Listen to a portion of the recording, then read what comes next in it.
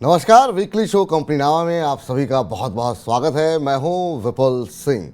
Company नामा में हम आपको कॉर्पोरेट्स और स्टार्टअप से के बारे में सोमवार से शुक्रवार की बड़ी बड़ी खबरों के साथ साथ विवादों से जुड़ी खबरों के बारे में भी पूरी जानकारी देते हैं।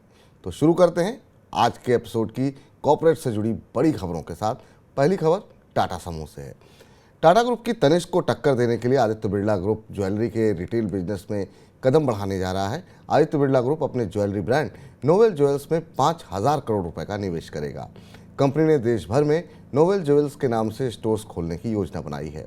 पहले 2 साल में ये तीसरी बार होगा जब समूह किसी नए कारोबार में कदम रखने जा रहा है। आदित्य बिरला ग्रुप के चेयरमैन कुमार मंगलम बिरला का कहना है कि कंपनी की नई योजना से देश के कंज्यूमर मार्केट में अपनी मौजूदगी को बढ़ाने में मदद मिलेगी। आपको ये भी बता दें कि भारत की कुल जीडीपी में जेम्स और ज्वेलरी मार्केट की हिस्सेदारी करीब 7% है। साथ ही एक्सपोर्ट में 10 से 12% की हिस्सेदारी है।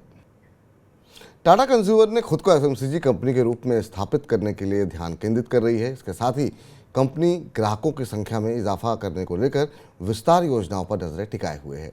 कंपनी इस लक्ष्य को पाने के लिए नए क्षेत्रों में विस्तार करने की कंपनी की योजना है। इसके अलावा कंपनी ने नए अधिग्रहण की भी योजना बनाई है।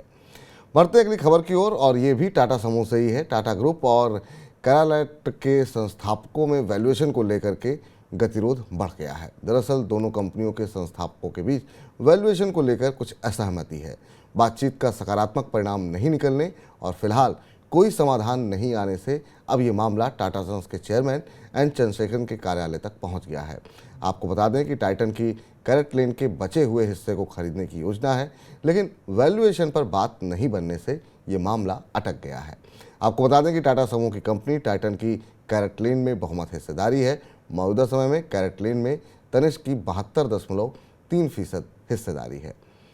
इधर इंडिगो एयरलाइंस अपने बेड़े का विस्तार करने जा रही है। एयरबस भारत की अग्रणी विमानन कंपनी और लो कॉस्ट कैरियर इंडिगो के बीच 500 नैरो बॉडी A320 विमान के लिए डील हो सकती है। सूत्रों के मुताबिक मौजूदा कीमत के हिसाब से इंडिगो एयरबस की ये डील 50 अरब डॉलर की हो सकती है। हालांकि थोक ऑर्डर की वजह से मिलने वाली एयरलाइन इंडस्ट्री छूट के बाद ये डील आधे से भी कम कीमत की हो सकती है।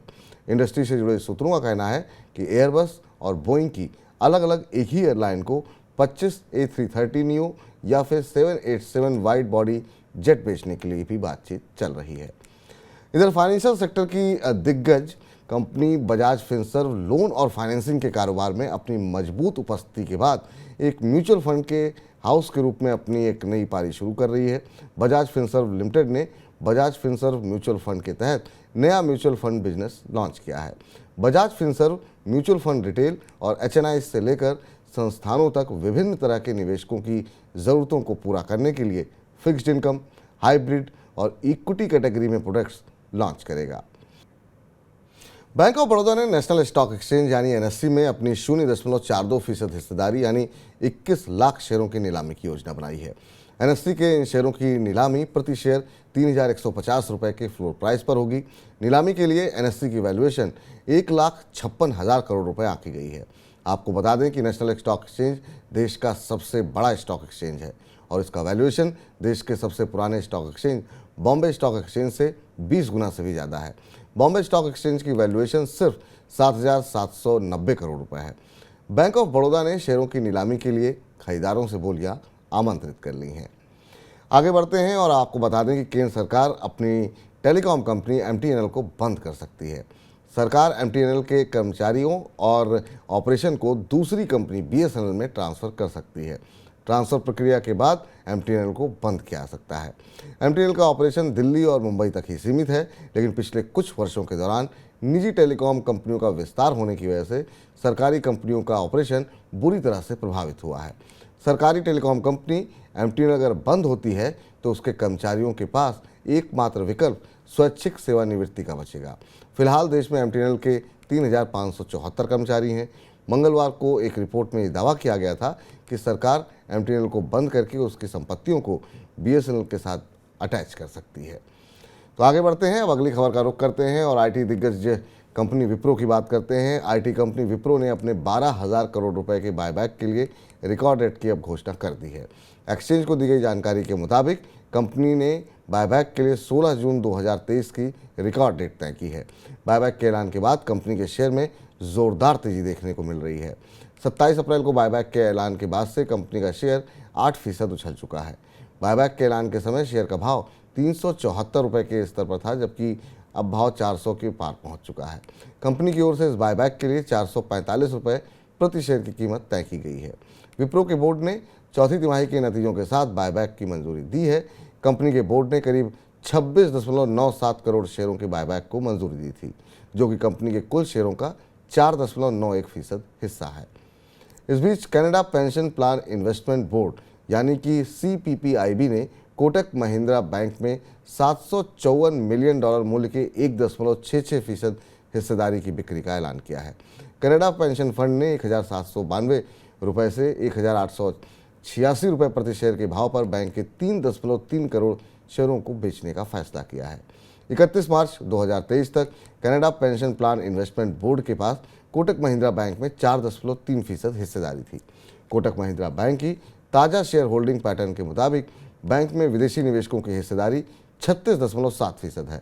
इसके अलावा बैंक में LIC की करीब 6.21%, म्यूचुअल फंड्स की 10.99% हिस्सेदारी है।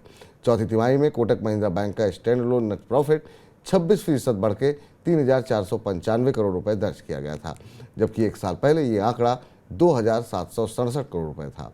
चौथी तिमाही में बैंक का शुद्ध ब्याज आय पिछले साल की समान अवधि की तुलना में 4,521 करोड़ रुपए से बढ़कर 6,103 करोड़ रुपए हो गया है। इधर भारत में लिस्टेड वेदांता लिमिटेड से डिविडेंड के साथ ही ज़्यादा ब्रांड फीस मिलने से वेदांता समूह की लंदन स्थित होल्डिंग कंपनी वेदांता रिसोर्सेज को अपना कर्ज कम करने में काफ़ी मदद मिली है। न्यूमेरा की एक रिपोर्ट के मुताबिक वित्त वर्ष 2023 में वेदांता लिमिटेड ने ब्रांड फीस के तौर पर 2,632 करोड़ रुपए चुकाए हैं। आपको बता दें कि अनिल अग्रवाल के स्वामित्व वाली होल्डिंग कंपनी वेदांता रिसोर्सेज ने 2021 में ब्रांड फीस को कर सालाना टर्नओवर का 2% कर दिया था। यही वजह रही कि वेदांता को अपनी कंपनी को ज़्यादा ब्रांड फीस का भुगतान करना पड़ा था। मार्च 2022 को खत्म हुए वित्त वर्ष में वेदांता और उसकी सहायक इकाइयों ने बतौर ब्रांड फीस 1,553 करोड़ रुपए चुकाए थे। 2021 में 939 करोड़ रुपए का भुगतान ब्रांड फीस के तौर पर किया गया था। इधर हीरो मोटोकॉर्प ने वित्त वर्ष 2025 में मिड सेगमेंट और बजट सेगमेंट में इलेक्ट्रिक स्कूटर लॉन्च करने की योजना बनाई है। कंपनी के मुख्य कार्यकारी अधिकारी निरंजन गुप्ता का कहना है कि कंपनी मार्च 2024 तक करीब 100 शहरों में अपने प्रीमियम इलेक्ट्रिक स्कूटर वीडा के डिस्ट्रीब्यूशन पर विस्तार पर ध्यान केंद्रित कर रहा है। उनका ये भी कहना था कि कंपनी कम्यूटर मोटरसाइकिल सेगमेंट में विस्तार करने की योजना पर काम कर रही है। बाजार में कम्यूटर मोटरसाइकिल सेगमेंट की हिस्सेदारी 65 से 70% है। कम्यूटर सेगमेंट में ऐसी बाइक शामिल हैं जिसमें 125 सीसी तक का इंटरनल कंबस्टन है, यानी कि ICE है। वित्त वर्ष 2023 में हीरो मोटोकॉर्प की घरेलू बिक्री सालाना आधार पर 11.2% की बढ़ोतरी के साथ 5.16 मिलियन यूनिट दर्ज की गई है।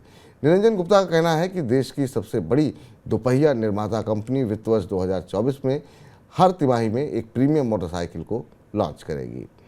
आगे बढ़ते हैं और अगली खबर का रुख करते हैं। भारत फोर्ज के आधे से अधिक संस्थागत शेयर धारकों ने BN कल्याणी को कंपनी के प्रबंध निदेशक के रूप में फिर से नियुक्त करने के खिलाफ वोट किया है। BSE पर प्रकाशित मतदान परिणामों के अनुसार 53.51% संस्थागत निवेशकों ने इसके खिलाफ वोट किया था, जबकि 46.49% ने उनके पक्ष में वोट किया था। हालांकि प्रमोटर ग्रुप के बहुमत के सपोर्ट से विशेष प्रस्ताव पारित होने से कल्याणी कंपनी के प्रबंधक निदेशक बने रहेंगे। और इधर पेटीएम का शेयर 9 महीने की ऊंचाई पर पहुंच गया। जी हां, शुक्रवार के कारोबार में शेयर 5% से ज़्यादा की मजबूती के साथ 814 रुपये के करीब बंद हुआ। दरअसल शुक्रवार को शेयर कंसोलिडेशन फेज से बाहर आ गया था। डेली चार्ट पर शेयर में भारी वॉल्यूम के साथ बुलिश कैंडलस्टिक पैटर्न बना हुआ है। आपको बता दें कि BofA सिक्योरिटीज़ ने कंपनी पर अपनी रेटिंग अपग्रेड करके बाई करते हुए लक्ष्य को बढ़ाया करके 885 रुपये कर दिया है।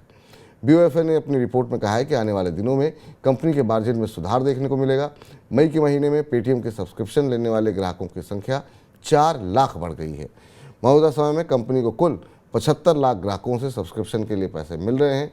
अप्रैल और मई के दौरान कंपनी ने 85 लाख रुपए के लोन बांटे हैं।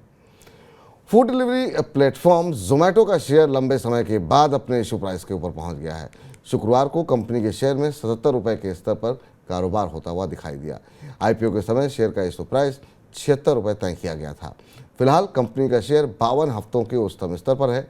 जोमेटो के शेयर ने पिछले एक हफ्ते में निवेशकों को 11.6% का रिटर्न दिया है। लगातार 6 सत्र में कंपनी के शेयर में मजबूती देखने को मिली है और इस दौरान मार्केट कैप पे 6,760 करोड़ रुपए की बढ़ोतरी देखने को मिली है। गुरुवार तक जोमेटो की मार्केट वैल्यू 65,030 करोड़ रुपए थी। 23 जुलाई 2021 को शेयर बाजार में जोमेटो का शेयर 115 रुपए के भाव पर लिस्ट हुआ था, जो कि इशू प्राइस से 51.3% प्रीमियम पर था। लिस्टिंग के दिन शेयर 65.6% की उछाल के साथ 125 रुपये 85 पैसे पर बंद हुआ। हालांकि मौजूदा भाव 25 नवंबर 2021 की 159.75 रुपये की रिकॉर्ड ऊंचाई से 52.5% नीचे है। चौथी तिमाही में कंपनी का शुद्ध घाटा पिछले साल की समान अवधि की तुलना में 360 करोड़ रुपए से घटकर 188 करोड़ रुपए रह गया है। मार्च तिमाही के नतीजों के बाद से कंपनी के शेयर में लगातार मजबूती देखने को मिल रही है। बेन कैपिटल प्राइवेट इक्विटी ने एग्रीकल्चर और specialty chemicals company Porus Labs का अधिग्रहण किया है। मीडिया रिपोर्ट्स के मुताबिक इस डील की वैल्यू 2400 करोड़ रुपए आंकी गई है। पोरस लैब्स की स्थापना हैदराबाद में 1994 में हुई थी। Porus Labs polymer, electronic chemicals और एग्रोकेमिकल जैसे कारोबार में सक्रिय है। बेन कैपिटल प्राइवेट इक्विटी में पार्टनर ऋषि मंदावत का कहना है कि कंपनी पोरस लैब्स की विशेषज्ञता और मजबूत बाजार की स्थिति का फायदा उठाते हुए स्पेशलिटी केमिकल और कॉन्ट्रैक्ट डेवलपमेंट और मैन्युफैक्चरिंग के क्षेत्र में एक मंच बनाने को लेकर के उत्साहित है। वहीं पोरस लैब्स के सीईओ श्रीनिवासन नमाला ने कहा कि इस समझौते के जरिए कंपनी को बेन कैपिटल के वैश्विक नेटवर्क का लाभ मिलेगा। तो ये थी बीते कारोबारी हफ्ते की कॉर्पोरेट जगत से जुड़ी बड़ी सुर्खियां। लेकिन अब रुख करते हैं कॉर्पोरेट जगत की ऐसी खबरों का जिनमें कोई ना कोई विवाद जुड़ा हुआ है। जी हाँ, नजर डालते हैं ऑन द रडार के जरिए इन खबरों पर। और सबसे पहली खबर जो आई है वो आई है अदानी समूह के कर्ज से जुड़ी हुई। कंपनी की ओर से आरबीआई को दिए गए प्रेजेंटेशन से पता चलता है कि हिंडनबर्ग की ओर से रिपोर्ट दिए जाने के बाद समूह ने 19,235 करोड़ रुपए का कर्ज चुकाया है। नए कर्ज के बाद कंपनी पर कुल कर्ज 2,27,248 करोड़ रुपए हो गया है। हालांकि कंपनी के पास 40,000 करोड़ से ज़्यादा की नकदी है, जिस वजह से कंपनी पर शुद्ध कर्ज 1,86,897 करोड़ रुपए का बनता है, जो कि पिछले साल से 17% ज़्यादा है। इससे पहले कंपनी की ओर से विभिन्न तरह के 2.1 अरब डॉलर के कर्ज उतारने की खबर आई थी। कंपनी सितंबर तक दोबारा ग्लोबल मार्केट में बॉन्ड के जरिए पैसा जुटाने की योजना बना रही है। अदानी ग्रुप ने शेयर गिरवी रखकर जिस कर्ज को उठाया था उनमें से 2.15 अरब डॉलर का कर्ज वापस कर दिया है। साथ में कर्ज का ब्याज भी चुका दिया है। इसके अलावा पिछले साल अंबुजा सीमेंट को खरीदने के लिए लिया गया 70 करोड़ रुपए का कर्ज भी चुकाया गया। सोमवार को अदानी ग्रुप की तरफ से ये जानकारी दी गई। अदानी ग्रुप के इस बयान के बाद मंगलवार को ग्रुप की अधिकतर कंपनियों के शेयरों में उछाल देखने को मिला है। निवेशकों का भरोसा जीतने के लिए अदानी ग्रुप का पूरा फोकस अपने ऊपर लदे भारी कर्ज को कम करना है। इधर अदानी ग्रुप की कंपनियों को लेकर के क्रेडिट साइट्स ने कहा है कि कर्ज उतारने को लेकर कंपनियों की क्षमता में सुधार हुआ है। दूसरी महत्वपूर्ण खबर यह है कि अदानी समूह की लिस्टेड कंपनियों का एबिटा वित्त वर्ष 2023 में 36% बढ़कर 57,219 करोड़ रुपए तक पहुंच गया है। वहीं सीमेंट इंडस्ट्री के संगठन सीमेंट मैन्युफैक्चरर एसोसिएशन यानी सीएमए ने अदानी समूह की कंपनी अदानी सीमेंट को बाहर किया गया है। दरअसल एसोसिएशन के साथ कई मुद्दों पर मतभेद होने की वजह से अदानी सीमेंट ने सीएमए से अलग होने का फैसला लिया है। इसी तरह की खबरें कुछ आ रही हैं यहाँ पर। गोफस्ट को लेकर के संकट में फंसी हुई एयरलाइन गोफस्ट से जुड़ी कई महत्वपूर्ण खबरें आई हैं। पहली खबर यह कि डीजीसीए ने गोफस्ट के आईआरपी को एयरलाइन के रिवाइवल प्लान पर पहले कमेटी ऑफ क्रेडिटर्स यानी सीओसी से मंजूरी लेने को कहा है। सीओसी की मंजूरी के बाद ही गोफस्ट अपना परिचालन फिर से शुरू कर पाएगी। उधर लॉजिस्टिक्स कंपनी डिलीवरी ने गोफस्ट के खिलाफ एनसीएलटी में मामला दर्ज कराया है। संकट में फंसी एयरलाइन गोफस्ट की तरफ से एविएशन रेगुलेटर डीजीसीए के सामने फिर से ऑपरेशन शुरू करने को लेकर भेजे गए प्लान के बाद डीजीसीए ने कंपनी से देनदारियों को लेकर के फाइनेंशियल डिटेल मांगी है। साथ में ये भी पूछा है कि कंपनी के पास कामकाज चलाने के लिए कितना पैसा पड़ा हुआ है। इस बीच गोफस्ट की उड़ानों पर लगी रोक 12 जून तक बढ़ा दी गई है। 2 मई के बाद से गोफस्ट की उड़ानें लगातार बंद पड़ी हुई हैं। इधर दिवालिया प्रक्रिया का सामना कर रही फ्यूचर ग्रुप की कंपनी फ्यूचर रिटेल यानी एफआरएल को बैंक ऑफ न्यूयॉर्क मेलन और यूनियन बैंक ऑफ इंडिया समेत 35 लेनदारों से कुल 21,555 करोड़ रुपए का दावा मिला है। हालांकि करीब 19,404 करोड़ रुपए के दावों को स्वीकार किया गया है, जबकि 2,151 करोड़ के दावों को खारिज कर दिया गया है। दावा करने वाले अन्य लेनदारों में bank of Baroda, central bank of India, Punjab national bank, Indian bank, state bank of India, central bank financial services और एक्सिस ट्रस्टी सर्विसेज शामिल हैं। रिलायंस कैपिटल के कर्जदाताओं के द्वारा हिंदुजा समूह के रेजोल्यूशन प्लान पर अगले हफ्ते तक मतदान की संभावना है। हिंदुजा समूह की company IndusInd international holdings limited ने इस हफ्ते की शुरुआत में एक रेजोल्यूशन प्लान पेश किया था, जिसे बुधवार को कर्जदाताओं के सामने लाया गया था। आपको बता दें कि लेंडर्स को कर्ज समाधान प्रक्रिया से कुल 10,090 करोड़ रुपए की रिकवरी की उम्मीद है, जो कि 12,500 या 13,000 करोड़ रुपए की लिक्विडेशन वैल्यू से कम है। 26 अप्रैल को हुई नीलामी के दूसरे राउंड में हिंदुजा ग्रुप ने रिलायंस कैपिटल के लिए 9,650 करोड़ रुपए की बोली लगाई थी, जिसे बाद में 10 करोड़ रुपए बढ़ा दिया गया। तो चलिए, ये थी कॉर्पोरेट जगत से जुड़ी इस हफ्ते की तमाम बड़ी खबरें। और अब आइए बात कर लेते हैं स्टार्टअप स्पेस की स्टार्टअप अपडेट में। तो यहाँ पर पहली खबर है एडटेक को लेकर के। एडटेक कंपनी बायजूस अगले साल के मध्य में अपनी सब्सिडरी आकाश एजुकेशन सर्विस लिमिटेड का आईपीओ लाने जा रहा है। हालांकि कंपनी की ओर से इशू के साइज को लेकर जानकारी साझा नहीं की गई है, लेकिन कंपनी का कहना है कि इशू को लेकर जल्द ही मर्चेंट बैंकर्स की नियुक्ति की जाएगी। इशू से जुटाए गए पैसों का इस्तेमाल आकाश के इंफ्रास्ट्रक्चर को और बेहतर बनाने के साथ ही सेवाओं के विस्तार में होगा। बायजूस के बोर्ड ने आईपीओ के लिए आधिकारिक रूप से मंजूरी दे दी है। और आपको बता दें कि आकाश एजुकेशन सिस्टम छात्रों को प्रतियोगी परीक्षाओं की तैयारी कराती है। बायजूस ने अप्रैल 2021 में 950 मिलियन अमेरिकी डॉलर यानी करीब 7,100 करोड़ रुपए में आकाश एजुकेशन सर्विसेज लिमिटेड को खरीदा था।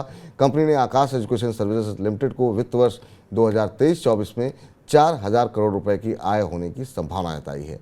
वहीं ऑपरेशन से होने वाला मुनाफा भी 900 करोड़ रुपए होने की संभावना है। तो ये था कॉर्पोरेट और स्टार्टअप से जुड़ा बीते कारोबारी हफ्ते का पूरा अपडेट। उम्मीद है कि आपको कंपनीनामा का इस हफ्ते का एपिसोड पसंद आया होगा।